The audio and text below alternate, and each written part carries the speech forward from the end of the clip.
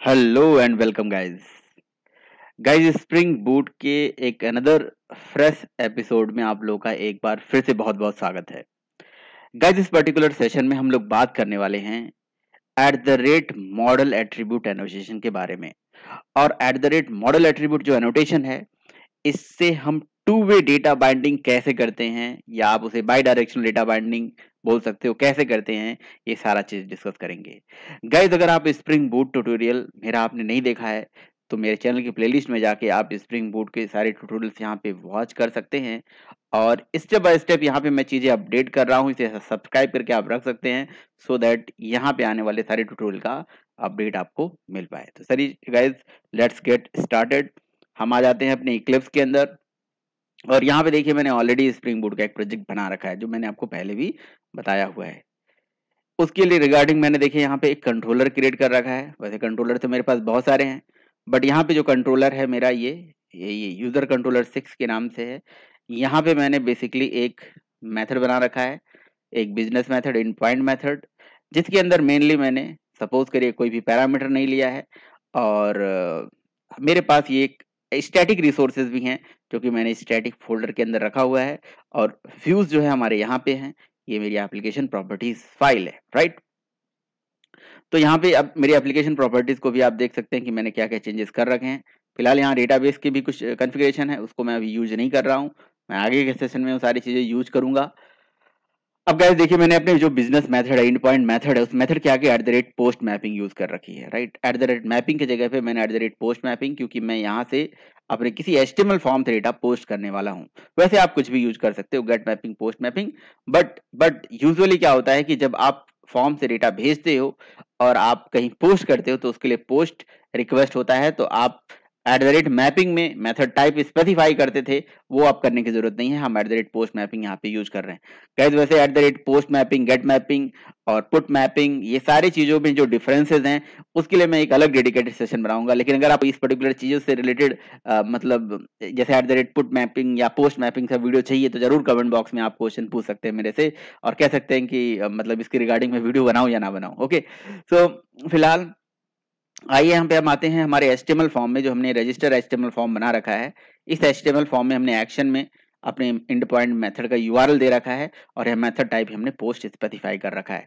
देखिए जब हमारी एप्लीकेशन चलेगी तो यहाँ पे इंडेक्स एचटीएमएल ओपन होती है, यहाँ पे मैंने लिंक दे रखा है जिससे हमारा रजिस्टर पेज ओपन हो जाता है, राइट।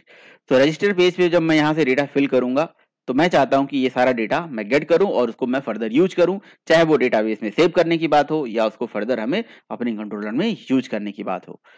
तो गाइस इसके लिए हमारे पास, जैसे हम यहाँ फॉर्म के एक्शन में जो हमने यूआरएल दे रखा है उस यूआरएल से हमारा कंट्रोलर मैप्ड है, तो ये हमारा कंट्रोलर के अंदर का एक इंड पॉइंट यूआरएल मैप्ड है, तो ये कॉल हो जाएगा। अब मुझे क्या करना है, उस पर्टिकुलर डेटा को, फॉर्म से आने वाले डेटा को गेट करना है। गाइस देखिए एक्चुअली एक स्टैंडर्ड तरीका क्या होता है, मैंने यूजर से फॉर्म से डेटा को गेट करने के लिए आपको पहले भी एट द रेट, अगर आपको याद हो तो हमने रिक्वेस्ट परम टैग पढ़ा था अपने पिछले सेशन में। ये जो रिक्वेस्ट परम टैग है इसके माध्यम से हम क्या कर सकते हैं, अपने पैरामीटर का नाम दे सकते हैं। और पैरामीटर का नाम देके जैसे जैसे लेट से मैं कोई स्ट्रिंग नेम करके हमने वेरिएबल बनाया, फिर इसी तरह से हर एक नेम से हम यहाँ पे वेरिएबल बना लेते हैं, और हमने बनाया भी था। Okay, eight the rate request परम भी लगा सकते हो, और अगर नहीं भी लगाना चाहते हो तो आप बस स्ट्रिंग टाइप के वेरिएबल में, यानी कि string name, string pass, string email, इस तरह से करके भी आप डेटा दे सकते हैं, कोई दिक्कत वाली बात नहीं है, राइट। लेकिन आप एक बात बताइए, आप थोड़ा सा स्क्रीन पॉज करके यहाँ पे थोड़ी देर के लिए सोचिए, क्या ये अप्रोच सही है? क्या हम यूजर से जो डेटा गेट करते हैं, गेट करने के बाद उसको हमने लेट से नेम, ईमेल, पास ऐसे वेरिएबल में हमने होल्ड कर लिया, एंड मोबाइल ये वेरिएबल में हमने होल्ड कर लिया। अब यहाँ पे देखिए नेम, पास, ईमेल, मोबाइल करके जो हमने वेरिएबल बना रखे हैं, ये हमारे रजिस्टर पेज के जो एचटीएमएल के एचटीएमएल फील्ड की जो लॉजिकल नेम है ना, उसके बिल्कुल इक्विवेलेंट है। तो अगर हमने ये सारा डेटा हमने ऐसा सेम रख रखा है, अब मैं अगर इस पर्टिकुलर डेटा को इस फॉर्म में ऐसे हमने यूज कर लिया, गेट कर लिया, तो क्या ये सही अप्रोच है कि बस अब आपने इस डेटा को इस वेरिएबल में होल्ड कर लिया, आप यूज करिए? नहीं, ये अप्रोच सही नहीं है। देखिए अगर आपने हमारे सर्वर जेएसपी के भी सेशन देख रखे हैं तो मैंने ऑलरेडी ये सारा चीज बता रखा है, या नॉर्मल आप समझ लीजिए कि बेसिक से बेसिक प्रोग्राम में भी ये हमने बता रखा है कि हम जब भी यूजर से डेटा गेट करते हैं तो उस डेटा को हमें क्या कर लेना चाहिए, किसी ऑब्जेक्ट में संभाल के रख लेना चाहिए, किसी मॉडल के अंदर संभाल के रख लेना चाहिए, या कोई बीन बना लेना चाहिए। क्योंकि ये जो डेटा है ये लोकल वेरिएबल होते हैं, इनका स्कोप जब तक हमारा प्रोग्राम चल रहा है उसी ड्यूरेशन में होते हैं, राइट। और हम अगर डेटा को ऑब्जेक्ट में संभाल के रख लेते हैं तो उस ऑब्जेक्ट को फर्दर हम कहीं पे भी यूज कर सकते हैं।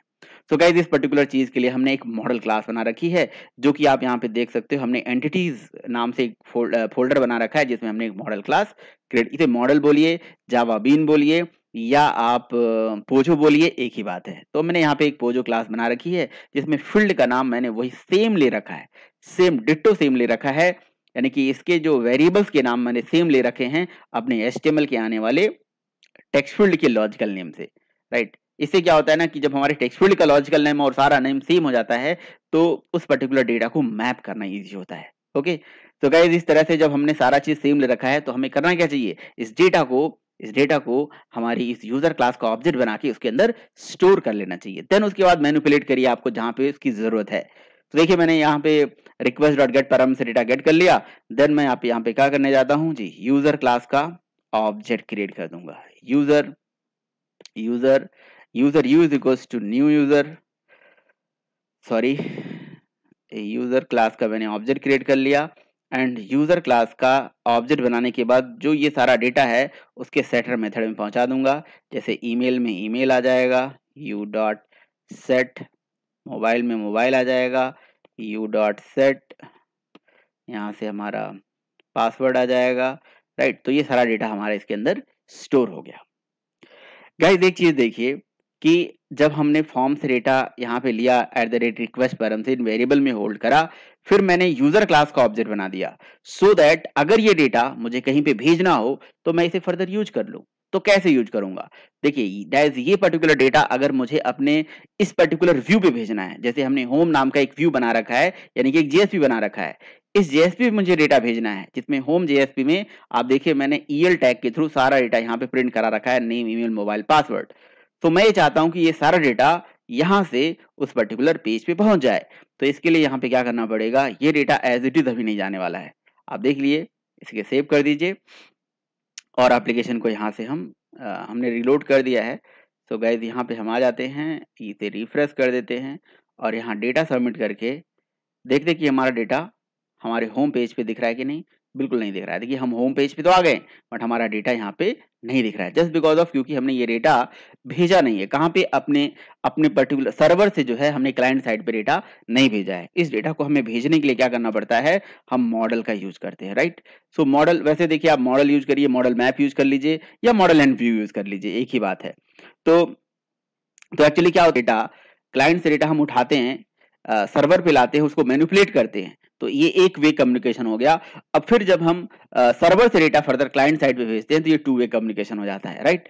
तो हमने क्या करा जी, यहाँ पे यहाँ से हमने मॉडल का मेथड होता है, हम देखिए एक ही करके हमें मैनिपुलेशन करने की अगर जरूरत होगी तो हम एक ही का ऑब्जेक्ट भेजेंगे, अदरवाइज मैं इसका ऐड एट्रीब्यूट में पूरा ऑब्जेक्ट ही ऐड करके भेज देता हूँ। लेट से मैंने अपने इस ऑब्जेक्ट का नाम ले लिया यूजर यूजर, और यहाँ पे मैं यूजर क्लास का जो ऑब्जेक्ट है यू यहाँ पे भेज दिया। तो क्या ये जो पूरा पर्टिकुलर ऑब्जेक्ट हमने यहाँ से ऐड करा हमारे जेएसपी पे अभी गेट हो जाएगा। गैस अभी ये जो हमने ऑब्जेक्ट मॉडल के अंदर ऐड करा, बट हम जो जेएसपी में प्रिंट कर रहे हैं, हम जेएसपी में यहाँ पे उसकी वेरिएबल को प्रिंट कर रहे हैं, राइट। तो डायरेक्टली ये हम मतलब मॉडल कह सकते हो कि क्लाइंट अपने जो जेएसपी पे है उस जेएसपी पे अपने बीन का मॉडल का जो डेटा है डायरेक्टली हम यहाँ प्रिंट कर रहे हैं, बट ये डेटा डायरेक्टली यहाँ पे नहीं प्रिंट हो पाएगा, राइट। देखिए यहाँ पे नहीं प्रिंट हो रहा है क्योंकि हमने मॉडल के ऑब्जेक्ट में जो डेटा यहाँ पे ऐड किया हुआ है उस ऑब्जेक्ट का जो नाम है ना वो हमें यूज करना पड़ेगा। कहाँ पे, कंट्रोलर के अंदर, वो ऑब्जेक्ट का नाम है यूजर, राइट। तो हमें यहाँ पे लिखना पड़ेगा कि ये जो डेटा है वो कहाँ से आ रहा है, वो आ रहा है हमारे पास यूजर के through, user dot mobile, user dot name, user dot pass, user के ऑब्जेक्ट से वो सारा डेटा आ रहा है। इस तरह से हमें यहाँ गेट करना पड़ेगा। इसको हमने सेव कर दिया। उसके बाद यहाँ से हम क्या कर लेते हैं, बैक करके रिफ्रेश करते हैं, देन यहाँ से फॉर्म को अगेन सबमिट करते हैं। तो गाइस इस तरह से आप देख सकते हैं सारा डेटा हमारा गेट हो गया। तो यहाँ पे हमने नया क्या करा, क्या हमने मॉडल एट्रीब्यूट का यूज करा, बिल्कुल नहीं यूज करा।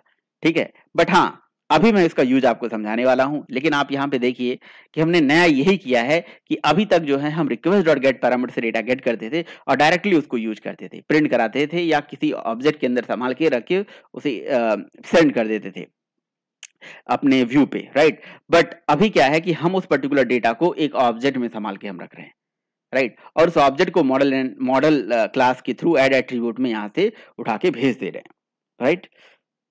गाइस ये जो पर्टिकुलर अप्रोच है, ये जो पर्टिकुलर तरीका है, ये बिल्कुल हमारे लिए सही है। ऐसा नहीं है कि ये कोई दिक्कत वाली बात है। बट ये जो स्प्रिंग बूट है वो ये कहता है कि ये जो इतने नंबर ऑफ लाइन आप लिख रहे हो, इतने नंबर ऑफ स्टेप लिख रहे हो, इस स्टेप को आप रिड्यूस कर सकते हो। यानी कि eight the rate request param से पहले डेटा को लेना, फिर आपके यूजर क्लास का ऑब्जेक्ट बनाना, फिर यहाँ पे उसे सेट करना, फिर मॉडल के थ्रू इसे यहाँ पे ऐड करके भेजना, ये सारा काम बिल्कुल मैं आपसे ये कहूं कि एक सिंगल लाइन में हो जाएगा तो आप बिलीव नहीं करोगे। आपको आपको लगेगा कि जी ये तो मैं आपसे जस्ट मजाक कर रहा हूं, कि ऐसा तो हो ही नहीं सकता कि भाई एक सिंगल लाइन से सारा चीज हो जाएगा। बट ये सिंगल लाइन से, एक सिंगल लाइन से ये सारा चीज होगा कैसे? तो गाइज इसके लिए हमें क्या करना पड़ेगा, यहाँ पे जो भी चीजें मैंने लिखा हुआ है ये मैं सारा चीज हटा देता हूँ। इवन मैं ये मॉडल भी हटा देता हूँ, मेरे को कुछ भी नहीं लेना है, नथिंग, सब कुछ हटा देता हूँ। मैं ये ऑब्जेक्ट भी नहीं बनाऊंगा और ना ही मैं डेटा सेंड करूंगा। दैट्स इट, खत्म, कुछ भी नहीं करना है। सोचो आप, ये सारा लाइन जो मैंने यहाँ पे लिखा हुआ है, बस उसके जगह पे मैं अपनी मॉडल क्लास का यहाँ पे नाम दे दूंगा यूजर, और उसके बाद वेरिएबल का भी नाम मैं यूजर दे दूंगा। That's it. तो क्या आप विश्वास करोगे कि जितना भी कोड आपने अभी तक लिखा था, उस सारे कोड का जो मतलब एक सिंपल सा स्टेप क्या हो गया कि आपने बस यहाँ पे लिख दिया अपनी मॉडल क्लास का नाम, अपने बीन क्लास का नाम, तो आपका जो डेटा है यहाँ पे अपने आप आएगा, यहाँ पे सेट होगा, डेटा सारा सेट होगा। सेट होने के बाद मतलब ऑब्जेक्ट बनेगा यहाँ पे बीन क्लास का, और इसका डेटा सेट भी हो जाएगा वाया सेटर मेथड। देखिए सेटर मेथड को हम यहाँ पे कैसे देख सकते हैं कि ये सही बात है या गलत है। तो देखिए मैंने यूजर क्लास के अंदर एक कंस्ट्रक्टर बना रखा है, अगर ऑब्जेक्ट बनेगा तो एक कंस्ट्रक्टर चलेगा, और साथ ही साथ मैंने यहाँ पे देखिए नेम गेटर करके यहाँ मैसेज प्रिंट कर रखा है कि नेम का ये गेटर है, और यहाँ पे नेम का सेटर करके मैंने मैसेज प्रिंट कर रखा है, जैसे आपको दिखाने के लिए कि भाई ये सारा काम होता ही होता है। ठीक है, नेम क्लास का नेम के अंदर हमने सेटर लिख रखा है, नेम सेटर, और यहाँ पे भी ले रखा है। बाकी हम ईमेल भी, पास में भी, सब में लिख सकते हैं, बट मैंने आपको प्रूफ करने के लिए यहाँ पे ऐसे लिख दिया। ठीक है, बाकी ये दो के लिए लिख दिया, अगर दो के लिए चल जाएगा तो सबके लिए भी चल जाएगा, और साथ में कंसिडर भी यहाँ पे हमने लिख दिया है। ओके, सो गाइस यहाँ पे देखिए, पहले तो मैं आपको ये दिखाता हूँ, इसको मैं सेव कर देता हूँ। ठीक है, मैंने सेव कर दिया, दैट्स इट। ये हमारा कॉन्टेक्स्ट रीलोड हो गया। अब उसके बाद एप्लीकेशन को हम चला देते हैं। यहाँ पे देखिए मैंने इसे रिफ्रेश करा, और यहाँ से मैंने डेटा इसे फिल करा, और इसे क्या कर दिया मैंने, इसे यहाँ पे सारा डेटा भर के सबमिट कर दिया। That's cool. गाइस ये देखिए यहाँ पे हुआ क्या कि आपकी क्लास का कंसिडर चला, मतलब जाहिर सी बात है आपकी क्लास का ऑब्जेक्ट बना, यूजर क्लास का ऑब्जेक्ट बना, तभी कंसिडर चला। अच्छा, कंसिडर के चलने के जस्ट बाद ये गेटर मेथड को भी कॉल करता है, गेटर मेथड को कॉल करता है, और गेटर मेथड को कॉल करने के बाद सेटर मेथड फिर से चलता है। यानी कि गेटर मेथड दो बार चलता है, समझ रहे हो? एक बार कंसिडर के जस्ट बाद, और एक बार डेटा को सेट करने के बाद गेटर मेथड चलता है। आप देख रहे हो? तभी तो जो हमारा ये जो होम पे, देखिए होम पे हमारा ये डेटा रिडायरेक्ट हो रहा है, तो होम पे डेटा रिडायरेक्ट होने के बाद उस पर्टिकुलर ऑब्जेक्ट यानी कि यूजर से ही हमने नेम, ईमेल, मोबाइल, पासवर्ड सारा डेटा यहाँ पे रिसीव कर लिया। तो अभी भी आप देखिए यहाँ पे हमने कोई मॉडल एट्रीब्यूट का यूज नहीं किया। गाइस मैं आपको बताऊं, ये जो स्प्रिंग बूट है ना, यहाँ पे आपको eight the rate model attribute annotation use करिए या ना करिए, कोई दिक्कत वाली बात नहीं है। आप अगर eight the rate model attribute annotation use भी करते हो या नहीं करते हो, है ना, तो यहाँ पे ये by default eight the rate model attribute annotation का ही वर्क करता है, जो मैंने अभी आपको दिखाया है। सेम सारा फीचर वही होता है। बट मैंने ये देखा है कि भाई बहुत से लोग ये क्या करते हैं कि eight the rate model attribute लगा के फिर यूजर का ऑब्जेक्ट बनाते हैं। तो उनसे मैं यही कहना चाहता हूं कि भैया eight the rate model attribute आपको लगाने की जरूरत ही नहीं है, आपको लगाने की जरूरत ही नहीं है। और आप यहाँ पे देखिए कि आपके बीन क्लास का जो ऑब्जेक्ट है वो क्रिएट हो रहा है, और यहां से मैंने क्या करा, डेटा को सबमिट करा। ये देखिए डेटा ये सेम बिहेव कर रहा है, और यहाँ पे कंसिडर भी चल रहा है। देखिए कंसिडर चला, ये देखिए गेटर चला, सेटर चला, फिर से गेटर चला। तो क्या कोई बिहेवियर में फर्क आया? नहीं, बिल्कुल नहीं फर्क आया। अब पहली बात तो आपको ये सोचने की जरूरत है कि आखिर ये हम कर ही क्यों रहे हैं। हम फॉर्म से डेटा को गेट करके हम एक एक करके डेटा क्यों नहीं गेट कर रहे हैं। देखिए मैं आपको पहले ही बताया हूं, आप एक स्टैंडर्ड वेब एप्लीकेशन के केस में हमेशा जो आपको अपना यूजर से आने वाला डेटा है उसको हमें किसी मॉडल में सेव करके रखना चाहिए, किसी बीन के अंदर डेटा को सेव करके रखना चाहिए, सो दैट उस पर्टिकुलर बीन के ऑब्जेक्ट्स को जहां मर्जी वहां पे अकॉर्डिंगली आप यूज कर सके। राइट इस काम के लिए हम जेएसपी के अंदर क्या करते थे, यूज बीन टैग यूज करते थे। सो यूज बीन टैग से हम बीन का ऑब्जेक्ट बनाते थे, फिर सेट प्रॉपर्टी से हम प्रॉपर्टी में डेटा सेट करते थे, गेट प्रॉपर्टी से डेटा गेट करते थे। तो आप ऐसा कहोगे कि भाई स्प्रिंग बूट के अंदर इतना चीजें आसान कर दिया है कि आपको कोई कुछ लिखने की जरूरत नहीं है, अपनी बीन क्लास अपनी मॉडल क्लास का नाम लिखना है, बस मॉडल क्लास का नाम लिखना है। आप चाहें तो @मॉडल एट्रीब्यूट एनोटेशन का यूज भी कर सकते हैं या नहीं भी कर सकते हैं, लेकिन आप कहेंगे फिर अलग से हम यूज करें क्यों, उसके भी पीछे मैं आऊंगा, बताऊंगा आपको @मॉडल एट्रीब्यूट एनोटेशन को यूज करने से और क्या फायदे हमें मिलेंगे। फिलहाल ये देखिए @मॉडल एट्रीब्यूट जो एनोटेशन है ना, ये पहले ये भी जान लीजिए कि ये कहां कहां लगाया जाता है। ये आपके मेथड के अंदर इस तरह से लगाया जाता है, और एक मेथड के ऊपर जहां पे ये रिक्वेस्ट पोस्ट मैपिंग लिखी है या कंट्रोलर नहीं सॉरी पोस्ट मैपिंग लिखा हुआ है ना, इसी तरह से किसी मेथड के ऊपर भी लगा सकते हो, या आप किसी भी एमवीसी का जो एक फॉर्म होता है ना उसमें भी लिख सकते हो। एमवीसी बेस्ड जो फॉर्म होते हैं मेन, उसमें भी आप उसमें लगा सकते हो। ठीक है, तो ये 3 जगहों पे अलग अलग जगहों पे यूज करा जाता है, बट उसका क्या यूज है मैं आपको बताऊंगा, उस पर भी मैं आऊंगा। और यहाँ पे ट्विस्ट क्या है, एक छोटा सा ट्विस्ट भी है, वो भी मैं आपको बताऊंगा। यहाँ पे देखिएगा, यहाँ पे बहुत एक्साइटेड होके आपको भागने की जरूरत नहीं है ना, सोचे कि वीडियो खत्म हो गया, नहीं वीडियो अभी शुरू हुआ है, अभी पिक्चर बाकी है दोस्त। देखिए अभी यहाँ कहानी क्या है कि जब यहाँ पे ये @मॉडल एट्रीब्यूट एनोटेशन आपने लगाया या नहीं लगाया, तो हमारे यूजर क्लास का मॉडल क्लास का ऑब्जेक्ट बना ही बना। तो मैं क्या बात कर रहा था, एक चीज मैं आपको और बता दूं कि जो use bean set property get property, उन तीनों चीजों का कॉम्बिनेशन है यहाँ पे। और अगर हम स्प्रिंग के पॉइंट से बात करें तो रिक्वेस्ट पर हम से डेटा हम गेट करते थे, बीन का हम ऑब्जेक्ट बनाते थे, फिर उसके बाद सेट प्रॉपर्टी करते थे, वो सब कुछ नहीं करने की जरूरत है। ठीक है, चलिए एक छोटा सा ट्विस्ट ये है कि देखिए अगर यहाँ पे ना मॉडल एट्रीब्यूट एनोटेशन आप यूज नहीं कर रहे हो, आपने यूजर क्लास का यहाँ पे नाम लिखा, क्योंकि हमारी मॉडल क्लास का नाम यूजर था। अब यूजर के जगह पे मैं यहाँ पे ना क्या कर लेता हूँ, लेट से मैं यूजर 1 दे देता हूँ, या मैं यू दे देता हूँ, नाम कुछ भी दे देता हूँ मैं नाम। ठीक है, मैं यू नाम दे देता हूँ। ठीक है, तो जो मैं रेफरेंस वेरिएबल यहाँ पे यूज करूंगा, जाहिर सी बात है उसी रेफरेंस वेरिएबल से डेटा मुझे यहाँ पे गेट करना पड़ेगा। तो लाइए भाई यहाँ पे गेट करते हैं डेटा, कि क्या ये डेटा जो है यहाँ पे गेट होगा क्या, है ना। तो अब इसके बाद मैं एप्लीकेशन को यहाँ से रिफ्रेश कर देता हूँ, रिफ्रेश करके यहाँ से डेटा अगेन मैं सबमिट कर देता हूँ, रजिस्टर। क्या डेटा गेट हुआ, नहीं। तो अभी तो सर आप ये बोल रहे थे कि जी आपको कुछ करने की जरूरत ही नहीं है, ये तो मॉडल एट्रीब्यूट से हो जाता है। अच्छा चलिए ठीक है, मैं आपकी तसल्ली के लिए एक काम कर देता हूँ, मॉडल एट्रीब्यूट भी लगा देता हूँ और देखता हूँ कि भाई ये काम हो रहा है कि नहीं हो रहा है। ठीक है, मैं मॉडल एट्रीब्यूट। अच्छा एक चीज और जरा हम देख लेते हैं कि जी हमारे क्लास का ऑब्जेक्ट बना था, गेटर मेथड चला था, हाँ चला था, सेटर मेथड चला था, वो भी चला था, लेकिन गेटर मेथड पहले चल गया, सेटर मेथड बाद में चला। समझ रहे हो मेरी बात, मतलब कहने का मतलब ये हुआ कि ऑब्जेक्ट बना और गेटर मेथड पहले कॉल हो गया, डेटा बाद में सेट हुआ। यानी कि this is the reason that's why कि ये डेटा हमारे उस पर्टिकुलर फॉर्म पे डेटा गेट नहीं हो पाया। इसका मतलब वो जो मतलब जो व्यू है, उस व्यू ने हमारे इस पर्टिकुलर डेटा को नहीं, कि ऑब्जेक्ट तो बना ही बना है ना, डेटा इनिशियलाइज हुआ, गेटर मेथड कॉल हुआ, सेटर मेथड कॉल हुआ, डेटा सेट भी हो चुका था, लेकिन वो डेटा हम गेट नहीं कर पाए। समझ रहे हो, उस डेटा को हम गेट नहीं कर पाए, तो फिर उसके लिए हम क्या कर सकते हैं। चलिए अब दोबारा हम फिलहाल मॉडल एट्रीब्यूट लगा के देख लेते हैं कि क्या ये चीजें इस केस में भी ऐसी चलती है या कुछ अलग कहानी होती है। कूल गाइस, देखिए मैंने इसको चला दिया, इस केस में भी सेम कहानी हो रही है।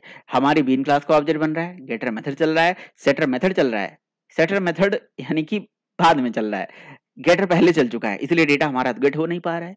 तो फिर क्या करा जाए, फिर करा ये जाएगा कि यहाँ पे मॉडल टाइप का पैरामीटर लीजिए और मॉडल के अंदर ये डेटा को ऐड करिए, फिर वहां पे यूज करिए। ऐसा कर सकते हो, जैसे मैं आपको करके दिखाता हूँ।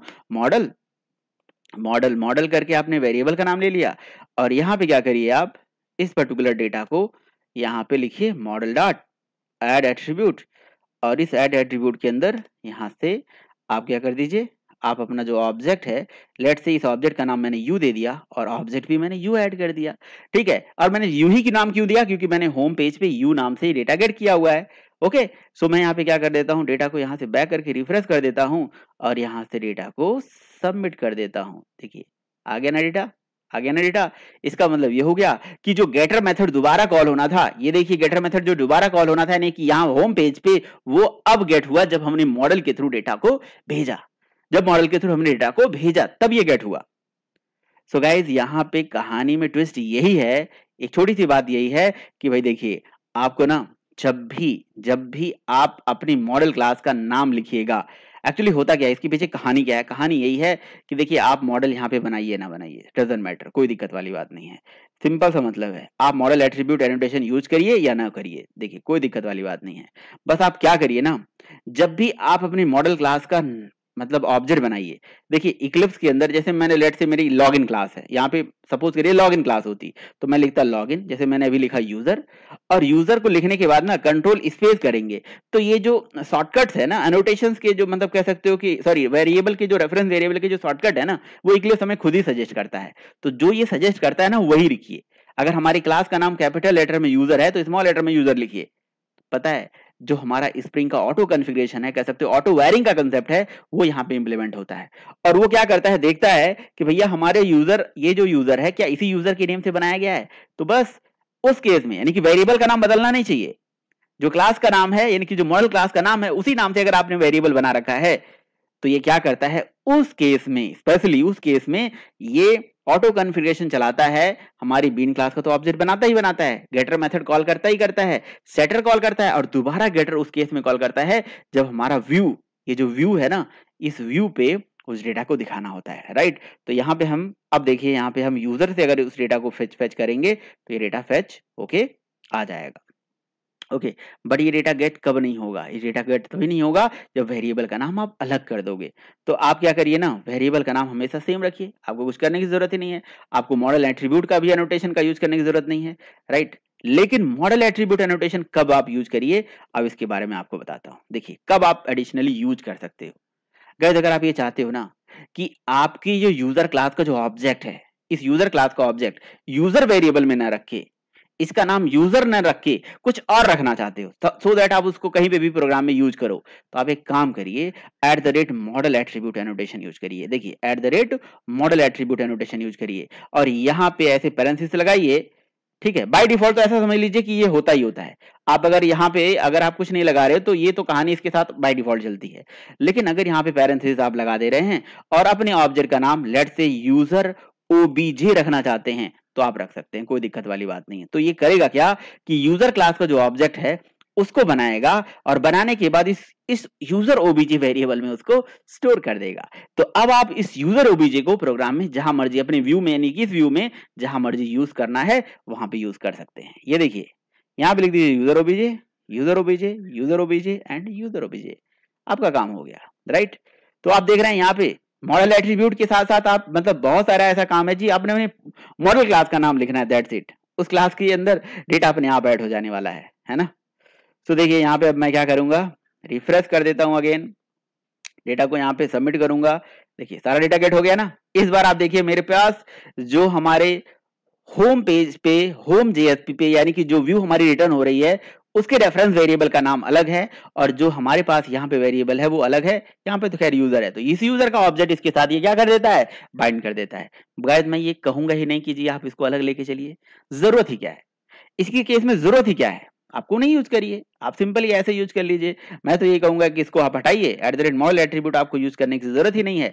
आप डायरेक्टली यहाँ पे देखिए कोड की रीडेबिलिटी को बढ़ाने के लिए, कोड को रीडेबल बनाने के लिए आप क्या करिए, @मॉडल एट्रीब्यूट लगा दीजिए, ठीक है। ये उसके लिए लगाइए अगर कोई ऐसा बंदा है कि भाई जो स्प्रिंग एमवीसी पढ़ के आया है, स्प्रिंग एमवीसी करके आया है, भाई उसको पढ़ने में उसको समझने में आसानी होगी। अदरवाइज आप सीधे यूजर करके लिखोगे तो समझेगा कि भैया ये तो डेटा इसके अंदर कैसे सेट हो जा रहा है, कैसे गेट हो जा रहा है, समझ रहे हो आप।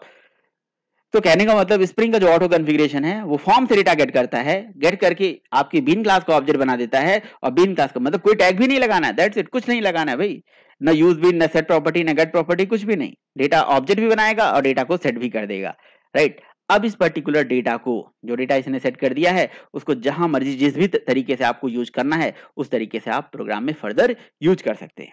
ये तो इसका एक यूज हो गया। गाइज एक चीज मैं आपको यहां पे बताना चाहूंगा, जब और मॉडल यहाँ पे कॉमा करके जब कई बार आप देखते होगे कि लोग मॉडल लिखते हैं या हम भी कई बार मॉडल लिख देते हैं, तो क्यों लिखते हैं भाई, क्यों लिखते हैं, ताकि देखिए यूजर अगर हम यहां से भेज रहे हैं तो यूजर के पास तो वो सारा यूजर का जो डेटा है यानी कि आपके बीन का जो डेटा है वो तो यहाँ पे पहुंच जाता है जिसे आप यूज कर लेते हो। लेकिन अगर आपको अपने कंट्रोलर साइड से कोई एडिशनल डेटा है ना कहां पे भेजना है, अपने क्लाइंट साइड भेजना है, तो कैसे करोगे? समझ रहे हो भाई, क्लाइंट से डेटा सर्वर पे ले लिया, वन वे कम्युनिकेशन, फिर सर्वर से डेटा क्लाइंट पे भेजना चाहते हो two way communication, two way data binding. तो वो टू वे डेटा बाइंडिंग के केस में इसका हम ज्यादातर यूज करते हैं। तो हमने क्या करा भाई, यहाँ पे देखिए मॉडल का यहाँ पे ऑब्जेक्ट बना दिया, मॉडल डॉट, जैसे सपोज करिए कि हमारे पास कोई फॉर्म है, लेट से हमने कोई जेएसपी बना रखी है और उस जेएसपी पे मैं चाहता हूं कि यहां से डेटा उस पर्टिकुलर जेएसपी पे पहुंच जाए, किसी अदर जेएसपी पे पहुंच जाए या इसी जेएसपी पे पहुंच जाए। तो मैं क्या कर सकता हूं, यहाँ पे लिख दिया ऐड एट्रीब्यूट और लेट से यहाँ पे मैंने यहाँ पे दे दिया भाई MSG और यहाँ पे दे दिया हमने वेलकम मैसेज। इस तरह से वेलकम मैसेज अगर मुझे देना है तो भाई मैं अपने उस पर्टिकुलर यानी कि जहां पे ये डेटा रिटर्न हो रहा है यानी कि इस पेज पे, होम पेज पे, जिस पेज पे मैं डेटा भेजना चाहता हूं उस पेज पे डेटा भेज सकता हूं जिसके की का नाम MSG है। तो अब होम के अंदर जाऊंगा और लेट से इस पर्टिकुलर पेज के अंदर ये जो टाइटल लिखा हो ना इंसर्ट हियर, तो मैं यहाँ पे इंसर्ट हियर में या इंसर्ट हियर में लगा सकता हूँ या मैं H1 टैग के अंदर ये MSG को प्रिंट करना चाहता हूँ। तो मैंने क्या करा, यहाँ पे सेम यहाँ पे लगा दिया व्हाट, ये EL टैग, और EL टैग में देखिए हमें क्या करना है, हमें अपने की का नाम वही रखना है, की का नाम है MSG। सो हमें ये यूज कर देना है MSG dot and that's it. अब कुछ लिखने की जरूरत ही नहीं है, MSG लिखोगे उसकी जो वैल्यू होगी, की जो वैल्यू होगी वो यहाँ पे आ जाएगी। सो लेट्स चेक कि भाई ये चीज होती है कि नहीं होती है। ये देखिए यहाँ से हमने डेटा सबमिट करा, ये देखिए वेलकम मैसेज आ रहा है कि नहीं आ रहा है। तो ये वेलकम मैसेज कहाँ से आ रहा है, ये मैसेज सर्वर से आ रहा है। गाइज जब हम, वही मैंने आपको बताया ना, बाई डायरेक्शनल क्या हो रहा है, यहाँ पे डेटा शेयरिंग हो रही है। ओके, सो एक तो ये तरीका हो गया कि भाई हम यहाँ से डेटा मॉडल के थ्रू भेज सकते हैं। गाइस मान लीजिए कि आपकी समझने जा रहे हैं, मान लीजिए आपके पास ऐसे बहुत सारे मैसेजेस हैं और ये मैसेज आपको भेजना है अपने अलग अलग जेएसपी पेज पे, अलग अलग जेएसपी पेज पे भेजना है। जैसे आपने ये मैसेज भेज दिया, फिर बाद में ऐड मैसेज करके आप दूसरा मैसेज भेज दीजिए, है ना, लेट से दिस इज होम पेज करके मैंने यहाँ पे क्या भेज दिया, एक टाइटल भेज दिया, है ना, यहाँ पे क्या लिख दिया मैंने, टाइटल। अब ये जो टाइटल मैं यहां से भेज रहा हूं, इस टाइटल को भी हम अगर अपने जेएसपी उस पर्टिकुलर पेज पे यूज करना चाहते हैं तो यूज कर सकते हैं। और वो मैं कहां पे यूज करूंगा, लेट से यहाँ पे हेड के अंदर मैंने क्या लगा दिया, नहीं यहाँ पे टाइटल ऑलरेडी है, तो मैं इस टाइटल के अंदर यहाँ पे ये करली ब्रैकेट के अंदर यहाँ पे मैं EL के थ्रू टाइटल को भी प्रिंट कर लेता हूँ। राइट, टाइटल को भी मैं प्रिंट कर लेता हूं तो हमारे पेज का ये टाइटल फर्दर यहाँ पे दिख जाने वाला है।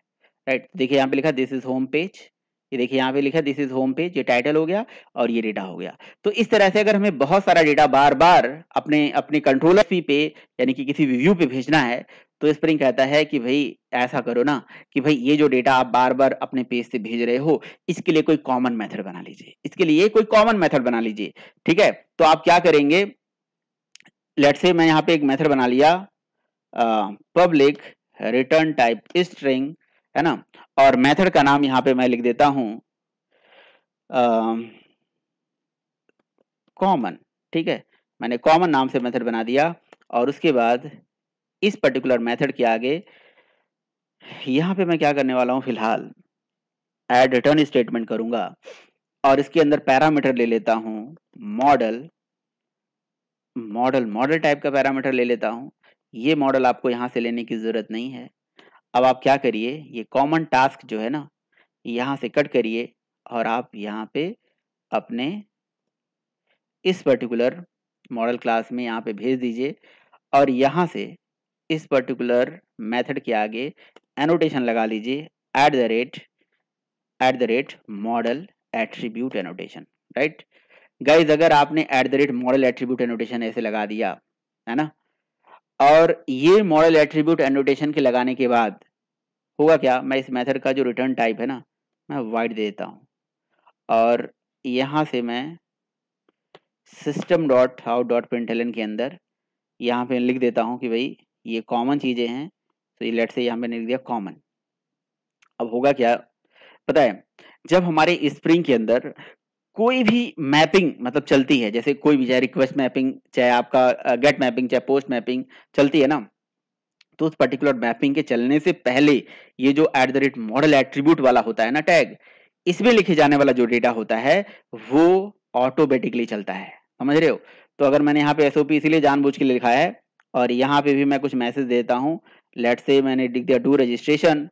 सो ये जो डू रजिस्ट्रेशन होता है ना, इससे चलने से पहले वो जो हमारा मॉडल एट्रीब्यूट एनोटेशन है वो चलेगा। तो मतलब कहने का ये है कि आप किसी भी मेथड के आगे eight the rate model attribute annotation लगा के और उसमें मॉडल टाइप का पैरामीटर लेके ऐसे आप कोई भी कॉमन डेटा जो होती है कि जो किसी भी व्यू पे आपको भेजना है यहां से रिटर्न करा सकते हो। गाइस देखिए, अगर मैं यहां से इस डेटा को फिर से यहाँ पे लिख के और सबमिट करता हूं तो आप क्या देखोगे कि ये सारा चीज वही चल रहा है। और एक चीज आप जरा ध्यान से देखिएगा, यहाँ पे देखिए सबसे पहले क्या चला, कॉमन चला, यानी कि इसका यानी कि जो आपका ये कंस्ट्रक्टर है ना डू रजिस्टर का, इसको चलने से पहले ये कॉमन चला, यानी कि जो कॉमन वाला मेथड है जिसके साथ आपने eight the rate model attribute annotation लगाया हुआ है वो चलेगा। यानी कि स्प्रिंग का जो कंटेनर है उसको ऐसा इंस्ट्रक्शन है कि भाई एक काम करना, तुम जब ना at the rate post mapping वाला कोई भी मेथड चलाना या at the rate get mapping वाला या एट द रेट मैपिंग वाला कोई मेथड चलाना, तो यही चेक करना कि भैया कहीं eight the rate model attribute वाला कोई मेथड तो नहीं ना है, अगर है तो भैया उसे पहले चला दो। तो इसका मतलब ये हो गया कि अगर मैं हमारे पास सर्वर से कुछ कॉमन डेटा है जो हर जेएसपी पे या हर व्यू पे या किसी भी व्यू पे मुझे भेजना है, तो मैं यहाँ पे लिख दूंगा हर हर व्यू पे हर रिक्वेस्ट के लिए वो कॉल होगा। यानी कि अगर मैंने यहाँ पे एक डू रजिस्टर करके मेथड बनाया है, नीचे मैं डू लॉगिन करके मेथड बनाऊंगा ना, तो उसके लिए भी चलेगा। तो हर मैपिंग के लिए वो कॉल होने वाला है, राइट, समझ रहे हो। जैसे मेरे पास लॉगिन के लिए भी तो है, तो मैं एक काम करता हूं, यहाँ पे मैं इस डेटा को उठाता हूं और यहाँ पे ले लेता हूं लॉगिन, ओके, और यहाँ पे मैं लिख देता हूं डू लॉगिन, समझ रहे हो आप, डू लॉगिन लिख देता हूं और यहाँ पे लिख देता हूं लॉगिन प्रोसेस, ओके, यहाँ पे मैंने लिख दिया लॉगिन। अब लॉगिन के केस में होगा क्या, लॉगिन के केस में भी मैं किसी और पेज पे भेज सकता हूँ, बट मैं लॉगिन के केस में भी कहाँ भेज देता हूँ, होम पेज पे भेज देता हूँ, क्योंकि हमें ताकि मुझे बिजनेस लॉजिक ज्यादा उसमें चेंज करने की जरूरत ना पड़े। और इसको भी मैं डायरेक्टली कॉल कर लेता हूँ, कोई जरूरत नहीं है कि मैं ऐसे ही कॉल करूंगा। तो मैंने लिख दिया यहाँ पे लॉगिन, लॉगिन लिख के जैसे मैंने एंटर मारा, लॉगिन लिख के मैंने यहाँ एंटर मारा, प्रॉब्लम आ गई। क्यों प्रॉब्लम आ गई, डेटा नल आ गया, क्योंकि okay okay this is the post mapping guys actually, है ना। सो और हम जो रिक्वेस्ट भेज रहे हैं वो किससे भेज रहे हैं, गेट के थ्रू भेज रहे हैं।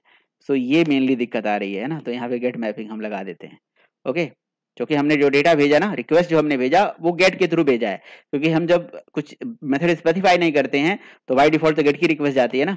तो आप देख सकते हैं जैसे मैंने दोबारा इसको सबमिट करा यहाँ से, ओके, मुझे लग रहा है रीलोड हो रहा है, 1 सेकेंड गाइज, यहाँ पे गेट मैपिंग में कुछ इशू आ गई, क्या इशू आ गया, ओके, सो मैं एक काम कर लेता हूँ, जस्ट मिनट, मैं इसे ना यहाँ से पोस्ट मैपिंग ही रहने देता हूँ और मैं अपने HTML, सॉरी ये जो हमारा HTML फॉर्म है ना, HTML फॉर्म, ओके, ये जो HTML फॉर्म है, इस HTML फॉर्म में method is equal to post और यहाँ पे लॉगिन लिखा भी हुआ है, तो कोई दिक्कत नहीं है, ये एप्लीकेशन हमारा फिर से रीलोड होगा। और अब हम देखिए एप्लीकेशन को ऐसे नहीं चला के यहाँ से एंटर कर देंगे, और मेरे ख्याल से ना मैंने लॉगिन नाम से ऑलरेडी कंट्रोलर कोई बना रखा है, एंड पॉइंट यूआरएल बना रखा है, इस वजह से भी प्रॉब्लम आ सकती है, ओके, बट ठीक है, दैट्स फाइन, ओके। आप देख रहे हो वो डेटा जो ईमेल आईडी और पासवर्ड है यहाँ पे भी रिडायरेक्ट हो गया, ओके। तो कहने का मतलब ये हो गया कि अगर आप देखोगे तो हमारे कॉमन जो कोड है ना, ये जो कॉमन कोड है, यानी कि जो मॉडल एट्रीब्यूट के थ्रू ये चीज मैप करी गई है, ये हर पर्टिकुलर बिजनेस मेथड के चलने के पहले, यानी कि हर रिक्वेस्ट मैपिंग जो भी आपने लगा रखी है उसको चलने के पहले कॉल हो रहा है, राइट। तो ये हमारे दो यूजेस हो गए, एक यूज तो ये हो गया कि हम मेथड के अंदर eight the rate model attribute use कर लें, और या हमने मेथड के ऊपर ऐसे यूज कर लें। और एक तीसरा भी तरीका होता है, तीसरा तरीका ये होता है कि हम अगर किसी फॉर्म से डेटा को उठा के और आपको यहाँ पे यानी कि जो हमारी होम जेएसपी है ना, यहाँ पे दिखानी है, तो उसके लिए हम क्या करेंगे, उसके लिए गाइस हमें यहाँ पे एक एक्स्ट्रा फॉर्म ईएल यानी कि जो हमारा स्प्रिंग है, स्प्रिंग का अपना टैगलिब डायरेक्टिव यूज करना पड़ेगा और फॉर्म के थ्रू यहाँ पे जो अपना फॉर्म बनाते हो आप, जो भी जेएसपी फॉर्म बनाते हो, उस पर्टिकुलर जेएसपी फॉर्म में eight the rate model attribute annotation use करते हैं। गाइस उस पर्टिकुलर चीज को मैं आगे की किसी वीडियो में आपको कवर कर दूंगा। इस वीडियो में इतना ही। गाइस अगर वीडियो अच्छा लगा हो ना तो जरूर लाइक करिएगा, चैनल को सब्सक्राइब करिए, साथ ही बेल आइकन प्रेस कर लीजिए ताकि वीडियोस की नोटिफिकेशन मिले। Thank you so much guys.